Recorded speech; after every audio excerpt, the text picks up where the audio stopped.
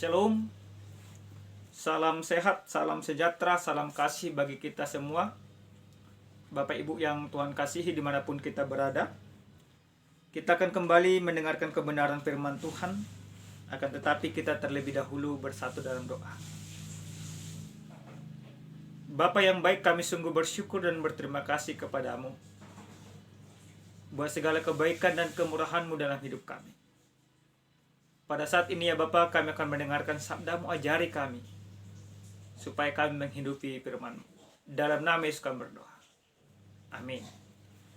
Bapak Ibu yang Tuhan kasihi dalam Kristus Yesus, adapun kebenaran firman Tuhan yang akan kita dengarkan pada saat ini, yaitu dalam ibadah Minggu tanggal 4 Juli tahun 2021, tertulis dalam kitab Injil Markus pasal 6 ayat 6b sampai dengan ayat 13. Inilah firman Tuhan. Lalu Yesus berjalan keliling dari desa ke desa sambil mengajar. Ia memanggil ke-12 murid itu dan mengutus mereka berdua-dua. Ia memberi mereka kuasa atas roh-roh jahat dan berpesan kepada mereka supaya jangan membawa apa-apa dalam perjalanan mereka, kecuali tongkat, roti pun jangan, bekal pun jangan, uang dalam ikat pinggang pun jangan. Boleh memakai alas kaki, tetapi jangan memakai 2 baju. Katanya selanjutnya kepada mereka, kalau di suatu tempat kamu sudah diterima dalam suatu rumah, tinggallah di situ sampai kamu berangkat dari tempat itu. Dan kalau ada suatu tempat yang tidak mau menerima kamu, dan kalau mereka tidak mau mendengarkan kamu, keluarlah dari situ dan kebaskanlah debu yang di kakimu sebagai peringatan bagi mereka. Lalu pergilah mereka memberitakan bahwa orang harus bertobat. Dan mereka mengusir banyak setan dan mengoles banyak orang sakit dengan minyak dan menyembuhkan mereka. Sampai di sana pembacaan kebenaran firman Tuhan. Bapak Ibu yang Tuhan kasihi di dalam Kristus Yesus, beberapa hari yang lalu ketika kami mempersiapkan diri untuk memberitakan firman ini, kami jadi teringat pada sebuah film yang pernah kami tonton, yaitu film yang berjudul Mission Impossible. Film ini dibintangi oleh seorang yang bernama Tom Cruise. Dalam cerita film ini, bagaimana seorang Tom Cruise menjalankan sebuah misi. Akan tetapi sebelum dia menjalankan sebuah misi, dia pertama sekali dipersiapkan. Setelah dia benar-benar siap, barulah misi mulai berjalan. Apa yang dia lakukan di dalam misinya? Dia merupakan agen rahasia Amerika Serikat. Akan tetapi dia dituduh yaitu menghabisi anggota timnya. Maka misi yang dia bawakan, dia mencari tahu siapa sebenarnya mata-mata atau dalang di balik semuanya itu. Dan misi dia yang kedua, yaitu untuk membersihkan nama baiknya. Bapak Ibu yang Tuhan kasihi dalam Kristus Yesus, kebenaran firman Tuhan yang sampai kepada kita juga pada saat ini, bagaimana Yesus memberikan sebuah misi kepada para muridnya. Yesus mempersiapkan para muridnya untuk memberitakan kerajaan Allah. Misi yang dibawakan oleh para murid sesuai dengan suruhan Yesus, yaitu bagaimana mereka memberitakan pertobatan kepada setiap orang yang tidak percaya supaya mereka mengenal Allah. Bagaimana supaya misi ini bisa berhasil? Maka diinginkan itu fokus, dan yang kedua yaitu penyertaan Tuhan di dalam melaksanakan misi itu. Bapak Ibu yang Tuhan kasihi dalam Kristus Yesus, kalau kita melihat dari kebenaran firman Tuhan dari nas kita pada saat ini, ada beberapa pesan yang Yesus sampaikan kepada para murid sebelum dia mengutus para muridnya. Apa pesan yang Yesus sampaikan? Kalau kita membaca dalam ayat yang ke-8 sampai dengan ayat yang ke-10, di sana jelas ada pesan Yesus. Yesus katakan bahwa supaya jangan mereka membawa apa-apa dalam perjalanan mereka kecuali tongkat. Roti pun jangan, bekal pun jangan, uang dalam ikat pinggang pun jangan. Boleh memakai alas kaki, tetapi jangan memakai dua baju. Katanya selanjutnya kepada mereka, kamu di suatu tempat kamu sudah diterima dalam satu rumah, tinggallah di situ sampai kamu berangkat dari tempat itu. Nah, hal yang menarik yang boleh kita lihat dari kebenaran firman Tuhan ini, bagaimana Yesus melarang para muridnya membawa perbekalan bagi mereka. Lalu kita akan bertanya, apakah memang tidak penting perbekalan itu dalam menjalani misi? Yesus tidak mau mengatakan bahwa itu tidak penting. Tetapi Yesus melarang semuanya itu supaya para murid benar-benar percaya akan penyertaan Tuhan di dalam kehidupan mereka. Hal yang kedua yang mau Yesus katakan pada saat itu, para ahli Taurat juga sebenarnya mereka menyuruh para pengikut-pengikutnya, para orang-orang tertentu untuk mengajarkan tentang Taurat. Tetapi sering sekali mereka membawa perlengkapan, bahkan tujuan mereka membawa perlengkapan seperti ikat pinggang yang notabene-nya itu menjadi suatu dompet, yaitu mereka membawakan perbekalan dan untuk mencari keuntungan. Mereka menjadi pengemis-pengemis rohaniawan. Tentu Yesus tidak mau para muridnya sama seperti orang Farisi dan orang Yahudi. Yesus menginginkan para murid supaya mereka mengutamakan hal yang paling utama di dalam kehidupan, dalam pemberitaan Injil, dalam misi mereka, yaitu menyampaikan kebenaran Allah. Bapak Ibu yang Tuhan kasihi dalam Kristus Yesus, hal lain yang boleh kita lihat dari situ, Yesus mau mengatakan fokus yang paling utama dan terutama bagi para murid yaitu memberitakan pertobatan bagi setiap orang yang tidak percaya. Lalu Bapak Ibu yang Tuhan kasihi, dalam ayat yang ke-10 sampai dengan ayat yang ke-11, Yesus memberikan sebuah pesan yang begitu luar biasa. Apa yang dikatakan Yesus dalam ayat 10? Kalau di suatu tempat kamu sudah diterima dalam suatu rumah, tinggallah di situ sampai kamu berangkat dari tempat itu. Nah, ini begitu menarik bagi saya, menurut saya pribadi. Kenapa saya katakan seperti itu? Kalau di suatu tempat, berarti ada tempat yang tidak menerima. Lalu dalam ayat yang ke-11, kalau ada orang yang tidak menerima, mereka harus meninggalkan tempat itu, bahkan mengkebaskan debu dari kakinya. Nah, hal ini begitu menarik. Kenapa kami katakan menarik? Karena banyak sekarang ini para pendeta atau siapapun itu, baik pegawai negeri dan lain sebagainya, kalau dia ditempatkan ibaratnya dalam tanda kutip lahan basah, dia pingin di situ aja terus, tidak mau pindah kemana-mana. Bahkan berusaha untuk mencari-cari alasan supaya tidak pindah.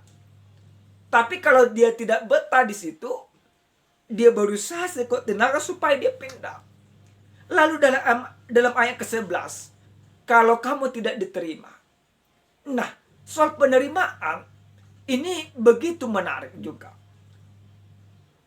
Soal penerimaan bukan berarti ketika seseorang, para murid itu datang, langsung diterima dengan bulat-bulat atau langsung ditolak.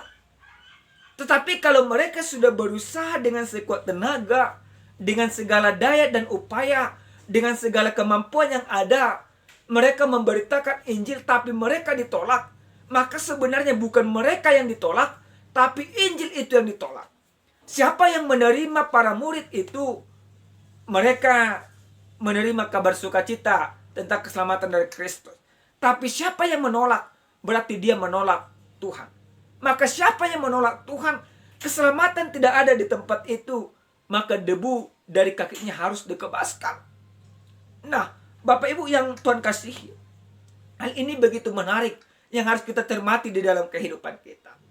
Lalu dalam ayat yang ke-12 sampai dengan ayat ke-13, apa dikatakan? Lalu pergilah mereka memberitakan bahwa orang harus bertobat dan mereka mengusir banyak setan. Nah, Bapak Ibu yang Tuhan kasihi dalam Kristus Yesus, keberhasilan dari sebuah misi yang disampaikan oleh Yesus Kristus tidak persoalan soal jumlah orang yang boleh diselamatkan. Tetapi bagaimana para murid itu disebut berhasil ketika mereka benar-benar percaya kepada siapa yang mengutus mereka, yaitu Yesus. Nah, lalu tema kita dikatakan bagi kita pada saat ini, pergi dan beritakanlah firman Allah. Nah, misi ini disampaikan kepada kita. Lalu bagaimana supaya misi ini bisa kita lakukan di dalam kehidupan kita selaku orang percaya? Yang pertama sekali, supaya misi Allah berhasil kita lakukan, harus diperlukan kerjasama. Dalam ayat yang ke-7, ia memanggil ke-12 murid itu dan mengutus mereka berdua-dua. Ia memberi mereka kuasa atas roh-roh jahat. Nah, di sana dikatakan mengutus mereka berdua-dua, tidak sendiri-sendiri. Nah, berarti dalam sebuah misi yang Yesus inginkan dari kehidupan orang percaya, diperlukan kerjasama yang baik bagi setiap pemberita firman. Walaupun memang pada saat zaman sekarang, sering sekali para pengkhotbah, para aliran-aliran gereja-gereja tertentu tidak bisa bekerja sama dalam memberitakan firman Tuhan. Selalu beranggapan bahwa gereja mereka yang paling benar, gereja lain tidak benar. Seakan-akan hanya Tuhan itu milik mereka. Padahal sebenarnya tidak. Selagi kita mengakui bahwa Kristus adalah Tuhan dan Juru Selamat, maka apapun aliran gerejamu, jangan pernah engkau membenarkan bahwa gerejamu itu yang benar. Tetapi yang terpenting adalah supaya misi Allah, yaitu keselamatan itu nyata bagi setiap orang yang tidak percaya. Diperlukan kerjasama. GKPI diperlukan kerjasama dengan HKBP. HKBP diperlukan kerjasama dengan karismatik. Karismatik diperlukan kerjasama dengan gereja yang arus utama yang lain. Maka itulah salah satu keberhasilan dari sebuah misi yang diinginkan oleh Tuhan. Yang kedua, Bapak Ibu yang Tuhan kasihi, bagaimana supaya misi Allah ini berhasil kita lakukan di dalam kehidupan kita? Yang kedua, diinginkan seperti yang kami katakan tadi, fokus. Nah, kebanyakan kita, Bapak Ibu, apalagi kami para pendeta, sering sekali kalau mau ditempatkan ke suatu tempat, ditanya dulu, berapa di situ yang saya terima? Sudah adakah fasilitasnya, mobil, sudah adakah rumah, dan lain sebagainya. Bahkan sering sekali memang para pendeta, para pendatu atau siapapun itu para orang percaya, ya dia kurang fokus menurut kami untuk memberitakan firman. Kenapa kami katakan sering sekali ibaratnya kalau istrinya pegawai negeri atau ibaratnya kalau sesuatu ya berusaha supaya dia berada di tempat-tempat itu, lihat-lihat di sini. Kami tidak mengatakan bahwa pelayanan mereka tidak fokus, tapi sering sekali oleh karena embel-embel di belakang fokus untuk memberitakan Injil Tuhan tidak berhasil. Lalu ada juga kegagalan seperti yang kami katakan tadi di sini. Kegagalan dari para pemberita-pemberita Injil itu sering sekali lebih mengedepankan keuntungan. Kalau ibaratnya di situ banyak penghasilan, ya ibaratnya dia pingin di situ aja. Ketika di situ tidak ada penghasilan, dia ingin segera berangkat. Tapi keberhasilan ketika Kristus sudah mengatakan kepada setiap orang yang percaya, pergi dan beritakanlah firman Allah. Maka kita harus pergi tanpa membawa perbekalan yang memberatkan kita. Tanpa membawa perbekalan yang membuat kita kehilangan fokus dalam memberitakan Injil Tuhan.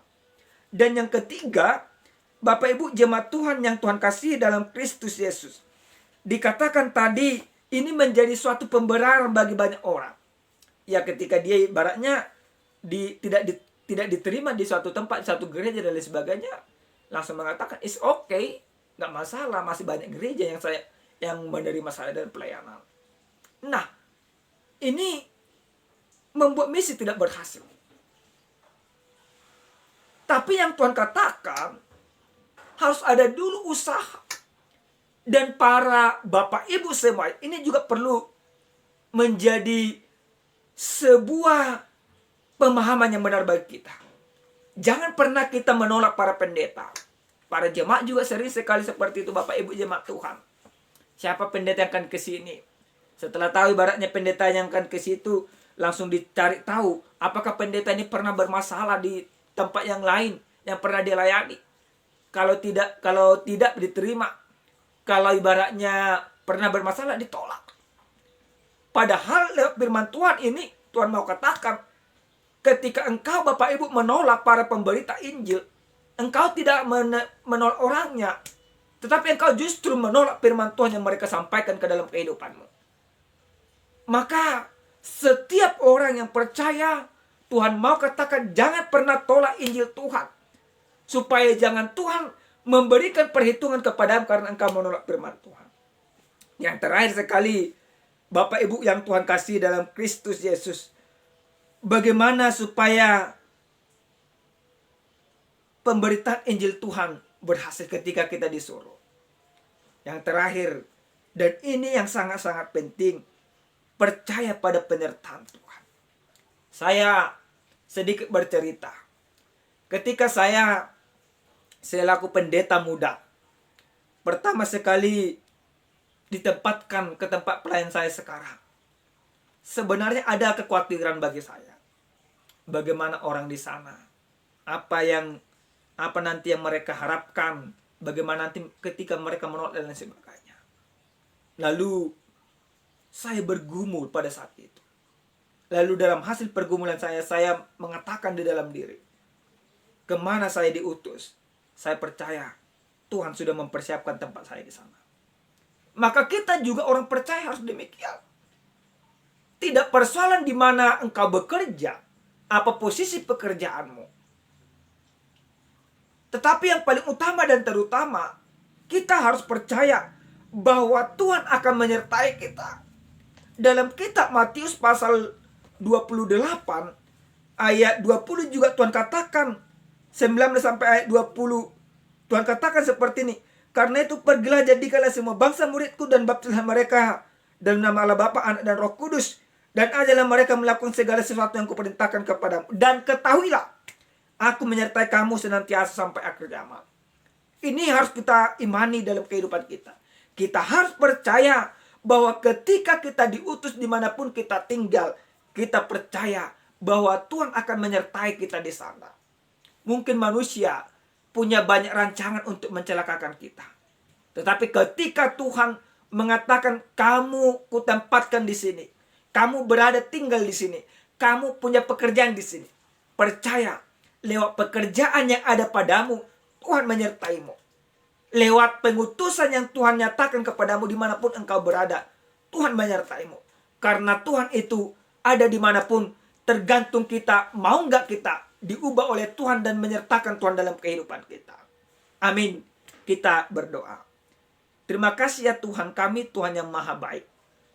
Benar ya Tuhan bahwa Engkau telah mengutus kami orang-orang percaya untuk memberitakan Injil-Mu. Ajar kami supaya senantiasa mampu memberitakan Injil-Mu sebagaimana yang Engkau inginkan dari kehidupan kami. Terima kasih Bapa. Biarlah setiap firman-Mu ini benar-benar menghidupi kehidupan kami. Biarlah kami senantiasa semakin percaya bahwa Engkau akan menyertai kami dimanapun kami berada. Terima kasih Bapa. Dalam Kristus Yesus kami berdoa dan bersyukur. Amin. Shalom. Salam sehat. Tuhan memberkati kita semua.